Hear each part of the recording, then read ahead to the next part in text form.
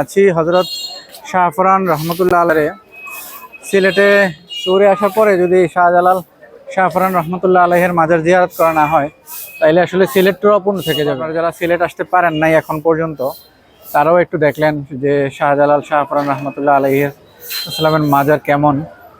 তো চলেন তাহলে মাজারের ভিতরে যাই, একটু আপনাদেরকে দেখাই নিয়ে আসি। মাজারের সিঁড়ি, এই সিঁড়ি দেওয়া মাজারের উপরে উঠতে হয়। মাজারে আসলে একটা জিনিস আপনারা খেয়াল রাখবেন, মাজারে কখনো তা মোমবাতি, তারপরে আগরবাতি, তারপরে মাজার সেজদা করা, এইসব জিনিস আর কি কখনো করবেন না। এটা শিরকের মতো আর কি গুনাহ, শিরক এক কথায়, এটা শিরক, এটা করা যাবে না। জাস্ট জিয়ারত করবেন, প্রয়োজনে একটু দোয়াটা করে দেন চলে যাবেন। এই যে মাজার শরীফ শাহফরান রহমতুল্লাহ আলাইহি আসসালামের। আসসালামু আলাইকুম ইহালাল কুবুর। এখানে ভিডিও করা নিষেধ, ভিডিওটা অফ করে দেই, দেন একটু জিয়ারত করি, জিয়ারত করে চলে যাবো আর কি।